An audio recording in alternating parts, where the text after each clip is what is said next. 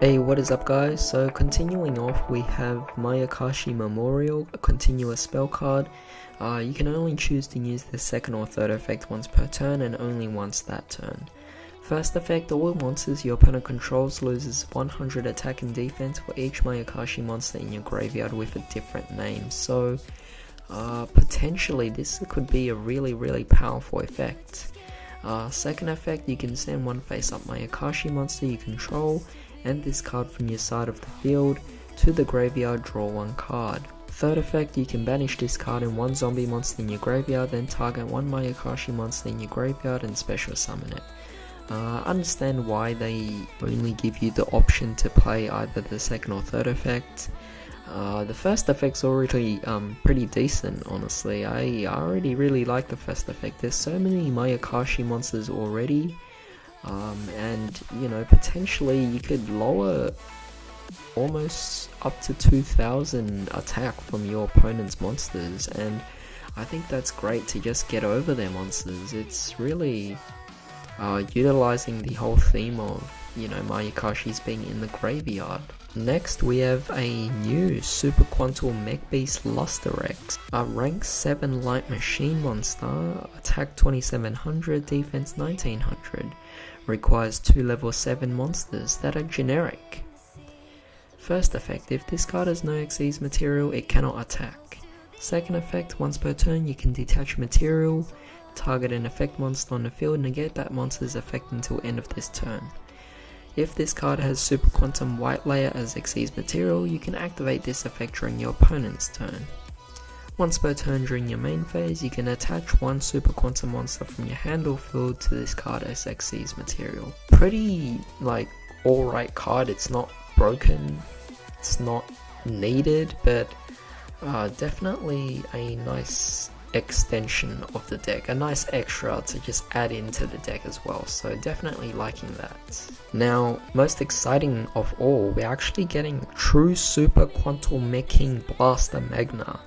It's quite a ridiculous name here, but we are actually getting a Super Quantal Link monster, which is pretty cool. It's a Link 3 light machine, attack 2500, links to the bottom left, bottom and bottom right, so great link markers there as well.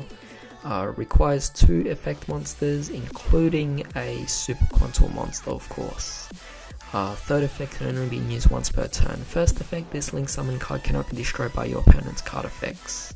For the second effect, if a Super Quantal Xyz monster with a different name from monsters you control is special summon from the extra deck to a zone this card points to, you can draw one card. So actually it's mandatory, it's just draw one card. That's pretty good. Third effect, if an Xyz monster this card points to is destroyed by battle of your opponent's card effect, you can special summon a Super Quantal monster with the same attribute as that monster's original attribute from the deck. So definitely another great recovery card. The card's definitely really nice for protection. The second card is kind of like being able to recycle, get some more generation here of drawing, and the third is more so just a bit of recovery. Again, I'm starting to see so many cards just focus on recovery here. I mean, and I guess this is Konami's way of trying to prolong a game, but overall, I mean, I'm just seeing this a bit too much now. It's starting to actually get too common here. Alright, so next we have our Marduk, the World Chalice Guard Dragon. So level 9 Wind Dragon Fusion Effect monster, 3000 attack, 2600 defense.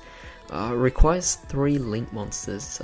Sounds pretty ridiculous, but you can use it in World Chalice, so pretty cool there. Must either be fusion summoned or special summoned from the extra deck by tributing the above monsters. So it's contact fusion, that's pretty cool. First effect, this monster can attack all monsters your opponent controls once each. I mean, that's alright, but so far not so great.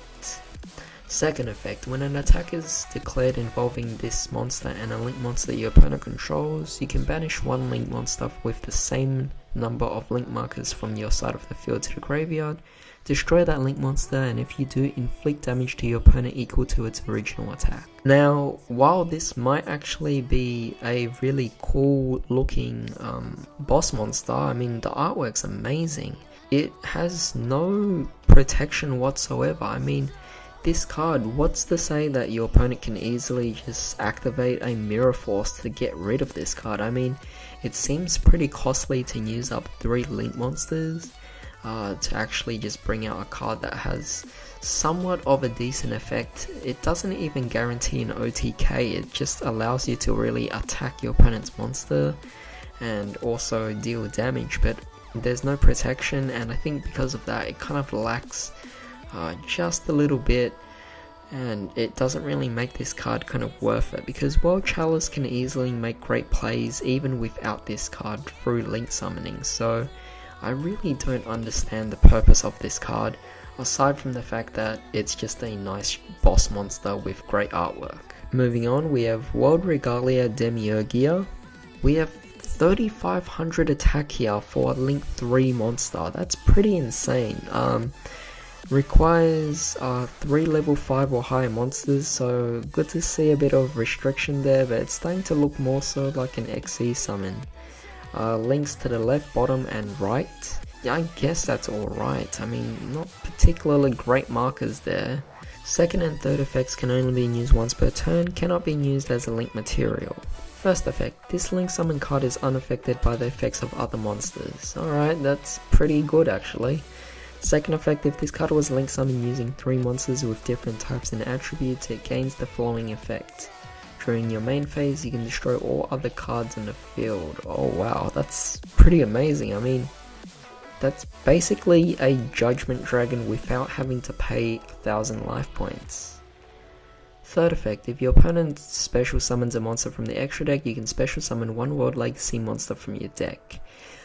Really great card. I actually think this is quite amazing. Compared to the Fusion, this is actually quite good. It's well worth it. I mean, pretty difficult to bring out 3 level 5 or higher monsters, but even so, I think if you are able to actually bring out this card, it's pretty solid. I mean, it's a better version of Judgment Dragon, only a little bit more difficult to bring out. Moving on, we have Chaos Betrayer, level 6 Dark Fiend effect monster, 2000 attack and defense.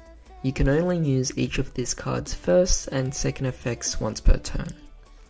First effect, if this card is in your graveyard, you can banish 2 monsters from your graveyard, 1 light and 1 dark, except itself. Special summon this card in defense, but banish it when it leaves the field. So far, just has that whole chaos aspect to it, but overall nothing yet. Second effect, if this card is special summon, you can target 1 card in your opponent's graveyard, banish it. I mean, this card isn't particularly great, I'll have to see how it actually plays out. But of course, it is a generic card really, and honestly, I don't really see much. I mean, if you guys have ideas for this card, then definitely leave a comment down below, but for now, it seems like a kind of like a mediocre card just to fill up this set. Next we have Manhunt, a continuous trap card. Good to see it's generic at least. Activate this card by targeting 1 face-up monster your opponent controls. Take control of that monster, but it cannot attack nor activate effects. When that monster leaves the field, destroy this card. I mean, it's a permanent brain control, or a mind control, or it's actually a trap version of Change of Heart, but it does require a face-up monster, and of course it cannot attack or activate its effect. So of course it is quite restricting, and I guess you can use it for Link summons, but this is a trap card, so the fact that you have to set this card first is kind of a bad thing. I don't know, I mean, it's definitely something I don't see people playing. But that's it for this particular video, so we'll end it here. Hope you guys enjoyed this video. I mean, a lot of these cards have definitely been really amazing. It's cool to see a lot of support for a lot of these older archetypes. The only problem I'm having is that a lot of these effects seem pretty similar to each other, in the sense that they are just focused on recovery really, and just allowing you to prolong the game, which, I mean, I get it. Konami wants to make Yu-Gi-Oh! A longer game. They don't want to make the game too fast, and you know, these different card effects are definitely intended to do so, but don't like the way it's going here, because if it continues this way, a lot of the cards will have very similar effects. the game will start getting more bland, so I really hope this doesn't continue here. But of course, we'll have to find out later on with the remaining cards of this set, and of course cards from other sets as well. But hopefully Konami watches this video and takes it into consideration. But in the meantime, leave down your thoughts on what you actually thought about all these cards. In the meantime, hope you guys have a great day. I'll see you next time.